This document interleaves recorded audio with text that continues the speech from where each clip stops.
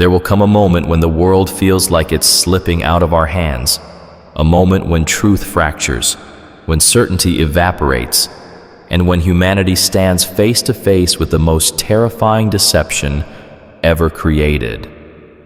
A time when people will chase shadows thinking they're miracles, cling to lies believing they're salvation, and surrender their faith because their eyes will no longer know how to tell the difference between what's real and what's false.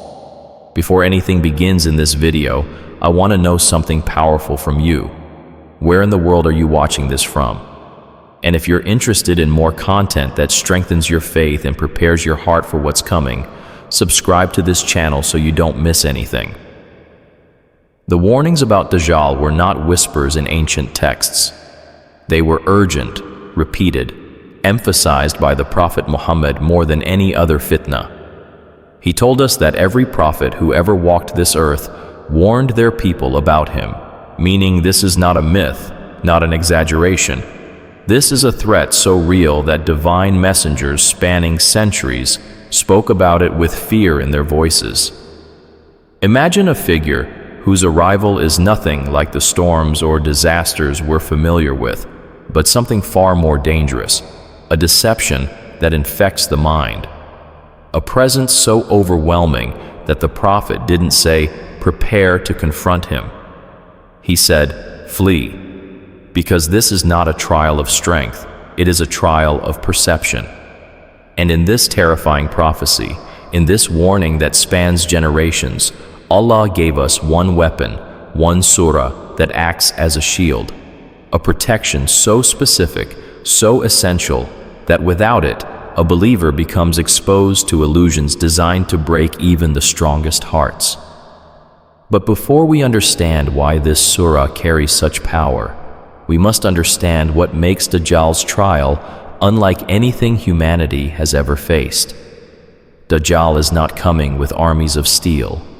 He's coming with illusions that rewrite reality. He will show rain falling from clear skies, life sprouting from dead lands, and people will stare in awe thinking they're witnessing divine miracles. He will command the earth to bring forth treasures, and it will obey. He will show what looks like paradise, glowing and inviting, while concealing that it is actually punishment. And he will show what seems like fire, blazing and terrifying, while in reality, it is salvation. When someone like this walks the earth, logic collapses. Sight betrays you. Your instincts turn against you. This is why the Prophet said that a person will wake up a believer and go to sleep a disbeliever, not because their faith was weak, but because the world around them will shift into a stage of constant illusion. Dajjal's danger is not in physical force, it's in psychological manipulation. He will twist the senses. He will challenge everything we think we understand about the way the world works. Imagine living in an era where seeing is no longer believing, where your eyes can't be trusted, where the truth feels fragile and lies feel comforting. That is why Rasulullah told us not to debate him, not to reason with him, not to even stand in front of him. He didn't say this because Muslims are weak. He said it because Dajjal's deception is engineered to override the human mind.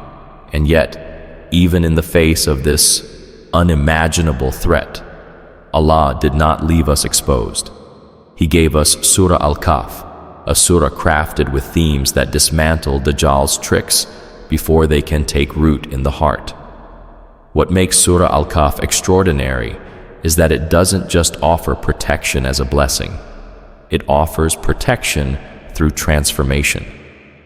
It prepares you mentally, spiritually, emotionally. It teaches you how to recognize truth when truth is buried under layers of deception. It trains your heart to stay firm, even when the world tries to reshape your beliefs. And every story within it corresponds to a specific weakness that Dajjal targets. This is why it is the only surah named directly by the Prophet as protection against him. It is not merely recited, it is activated within you. Surah Al-Kahf is not a random sequence of stories stitched together for reflection. It is a divine map, a blueprint designed to strengthen the believer's heart against the greatest deception humanity will ever face. It is astonishing how every narrative in this surah aligns perfectly with the psychological traps Dajjal will use. This isn't coincidence. This is divine strategy. The surah was revealed long before Dajjal's emergence, yet it addresses each of his weapons, one by one, as if preparing the believer centuries in advance. The people of the cave teach us how to stand firm when society pushes us to abandon our faith. The story of the two gardens exposes how dangerous it is to anchor your heart to wealth and status. The journey of Musa and Khidr shows us that truth isn't always visible, that real wisdom lies beyond what the eyes can interpret.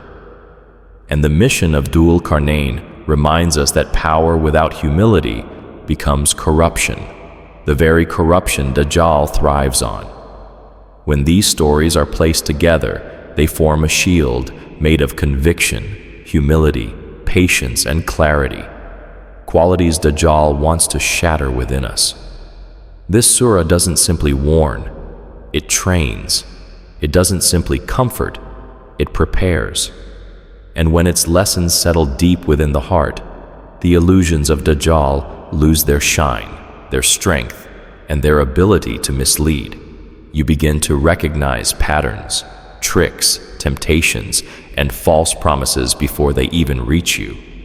You begin to look at the world differently, with eyes that see beyond surface-level attractions, beyond temporary gains, beyond what others rush toward blindly. This is why Surah Al-Kahf is protection, not a shield you hold in your hand, but one that Allah places in your heart. A shield that cannot be stolen, cannot be broken, and cannot be corrupted by illusion. But for that shield to be built, the stories must be understood, not just recited. They must be lived. And the first story that offers protection begins with a group of young believers who chose faith over everything the world offered them. These young believers stood in an environment drenched in disbelief, a society that pressured them to abandon their values, their identity, and their devotion to Allah. Yet their hearts refused to bend.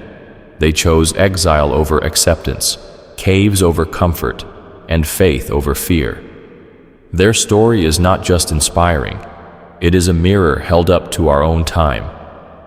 Today, people are pressured every day to dilute their beliefs just to fit in, to compromise their values for approval, to hide their faith so they won't be judged. The world praises conformity and mocks conviction.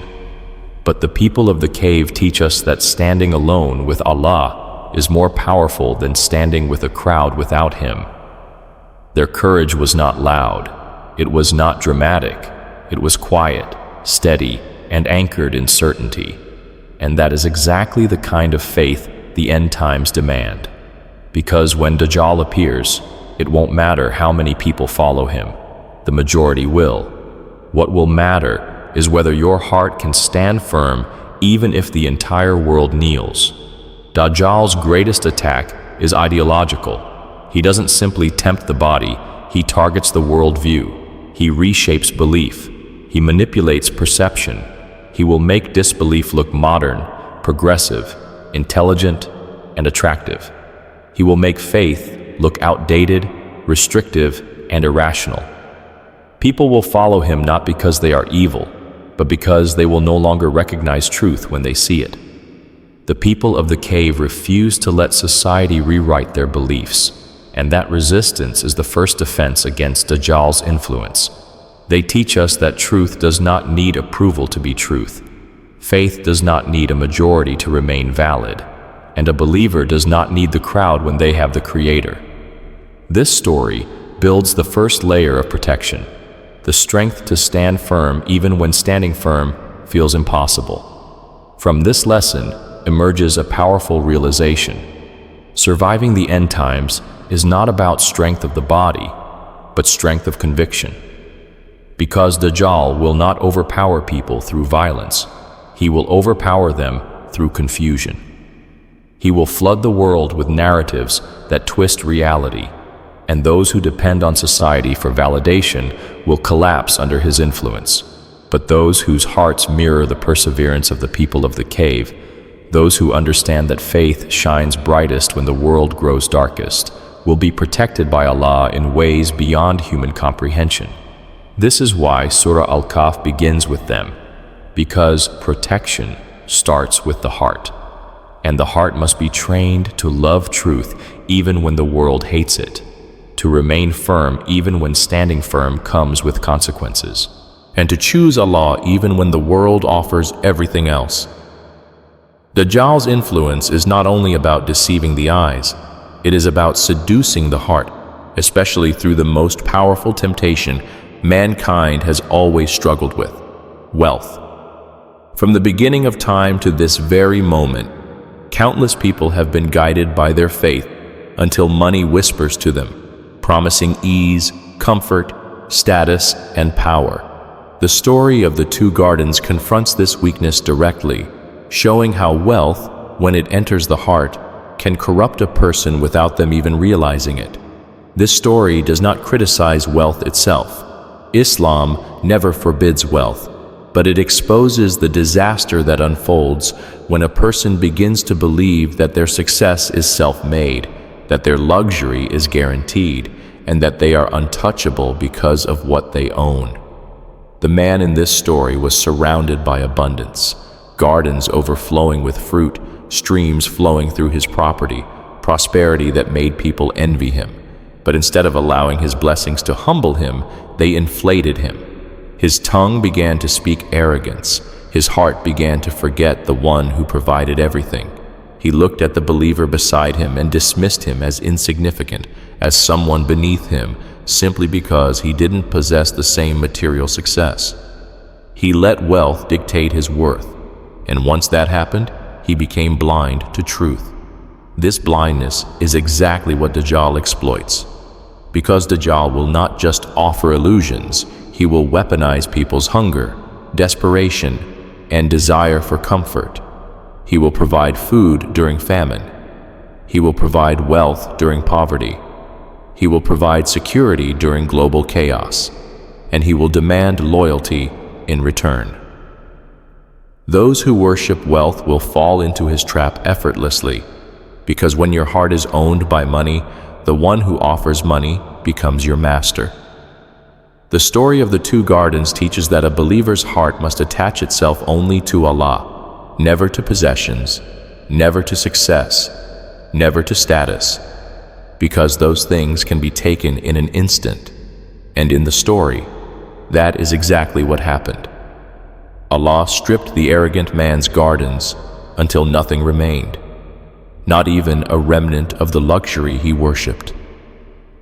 In a moment, he went from abundance to emptiness, from pride to regret, from confidence to collapse. This sudden reversal is a reminder: the world's gifts are temporary, and the one who relies on them for strength stands on a fragile foundation. Surah Al-Kahf uses this story to train the believer's heart to detach from temporary illusions, so that when Dajjal offers his counterfeit wealth, it holds no power over them.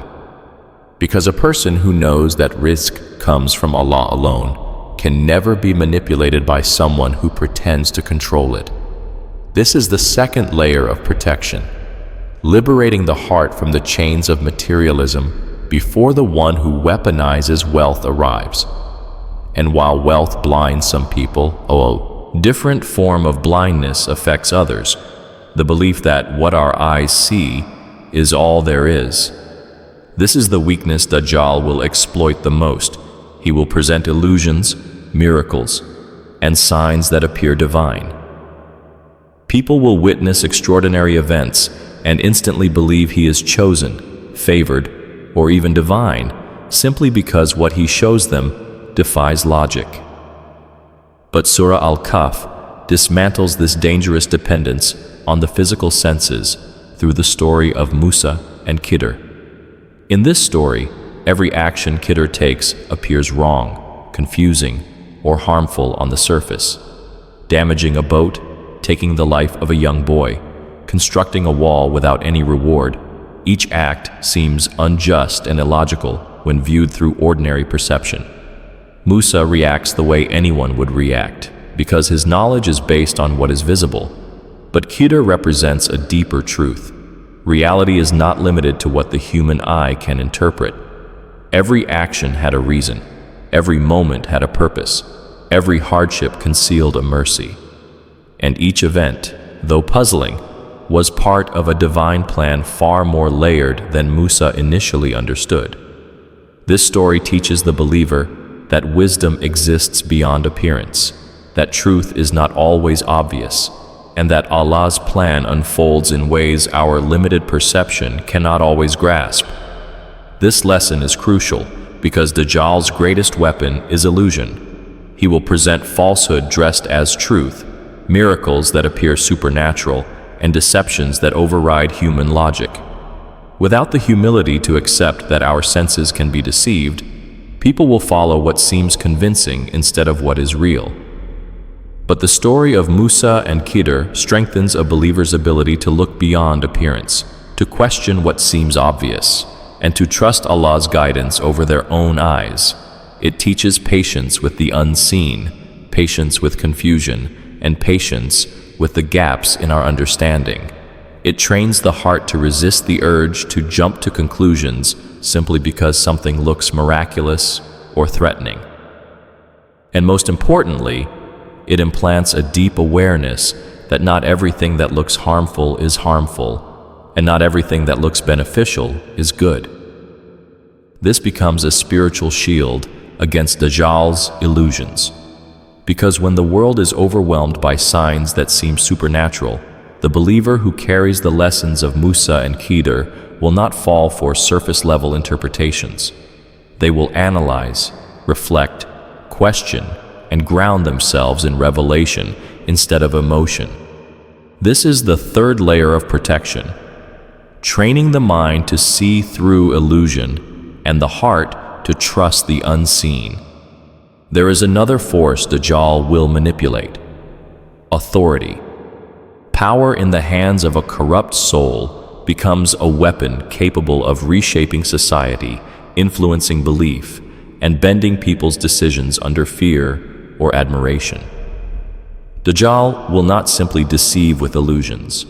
He will present himself as a leader who controls nature, resources, safety, and destiny. People who crave stability will see him as a solution. People who crave prosperity will see him as an opportunity. People who crave power will see him as a shortcut. This is where the story of Dhul-Qarnayn becomes transformative, because Dhul-Qarnayn shows us what true righteous authority looks like. He was a ruler who traveled across vast lands, encountering different nations, cultures, and challenges. He had the ability to build, to defend, to conquer, yet he never once claimed divinity, superiority, or entitlement. Whenever he accomplished something monumental, he said, "This is a mercy from my Lord." His achievements did not feed his ego, they strengthened his gratitude. This humility is the exact opposite of Dajjal, who will demand worship, kneeling, allegiance, and obedience. Dhul-Qarnayn used power to bring justice. Dajjal will use power to bring chaos. Dhul-Qarnayn protected people from harm, like when he built the barrier to protect a vulnerable nation from Gog and Magog. Dajjal will create harm and present it as protection. Dhul-Qarnayn uplifted communities. Dajjal will enslave them. This contrast is deliberate because Surah Al-Kahf wants us to recognize the difference between a leader who serves and a leader who manipulates. When Dhul-Qarnayn was offered wealth, he refused it, showing that true leaders are not driven by greed. But Dajjal will offer wealth just to enslave hearts. When Dhul-Qarnayn was given power, he distributed it with fairness. But Dajjal will use power to create imbalance and distortion. When Dhul-Qarnayn encountered groups of people, he judged them by justice, not by what he could gain from them. But Dajjal will judge people by how useful they are to his deception. This story trains the believer to see leadership clearly, to recognize mercy over manipulation, sincerity over showmanship, humility over arrogance. Because when Dajjal rises, his authority will seem irresistible. But those who carry the lessons of Dhul-Qarnayn will not be blinded by position, display, or influence. They will understand that true power is a trust from Allah, not a claim to godhood. And that understanding becomes a shield because it prevents the believer from ever accepting Dajjal's authority, no matter how convincing he appears. It teaches them to question, to analyze, and to judge leadership through the lens of justice rather than desire. This is the fourth layer of protection, recognizing who deserves allegiance and who demands it through deception. But all these stories, the cave, the gardens, Musa and Khidr, Dhul-Qarnayn, lead to one ultimate truth. Surah Al-Kahf does not protect you through recitation alone. It protects you by reshaping your heart. The Prophet Muhammad told us that memorizing the first 10 verses shields a believer from Dajjal. But that shield is not merely sound, it is meaning. When the surah enters your heart, it rewires your perception, strengthens your faith, and builds a foundation that deception cannot penetrate. Why does this surah protect you? Because it trains you for every tactic Dajjal will use. When Dajjal attacks faith, the people of the cave teach you to stand firm, even when standing firm costs you everything. When Dajjal manipulates wealth and uses scarcity as a tool of control, the story of the two gardens teaches you to detach your heart from materialism so that you cannot be bought or threatened. When Dajjal presents illusions that defy logic and appear supernatural, the journey of Musa and Khidr teaches you that what you see is not always the full truth, and that Allah's wisdom exists beyond the limits of perception. And when Dajjal displays power, authority, and influence meant to intimidate the world, Dhul-Qarnayn teaches you how true power behaves: calm, humble, balanced, and rooted in service to Allah, not in dominance over creation. These stories interlock like armor, protecting your clarity, your loyalty, your humility, and your trust in Allah's plan. This is why reciting Surah Al-Kahf weekly is so important. It refreshes the shield. It strengthens your inner defenses. It keeps your heart aligned with truth in a world overflowing with deception. Even today, long before Dajjal appears, we see illusions everywhere. Lifestyles painted as happiness, wealth painted as security, sins painted as freedom. We see manipulation, misinformation, and confusion spreading faster than truth. People no longer know who to trust, what to believe, or what direction to follow. In this era of distortions, Surah Al-Kahf becomes essential, not just for the final trial of Dajjal, but for the daily trials attacking our hearts right now. It anchors you when society drifts. It steadies you when trends shift. It reminds you that Allah's guidance is the only constant in a world built on temporary illusions. And when the time finally comes, whether in our lifetime or generations later, those who lived by the message of Surah Al-Kahf will stand firm while others crumble. Because they will have trained themselves to recognize truth not by sight, not by emotion, not by social pressure, but by the light Allah placed within them. This is the ultimate protection, a heart that sees clearly even when the world goes blind. And that clarity, once built, becomes a shield no deception can break.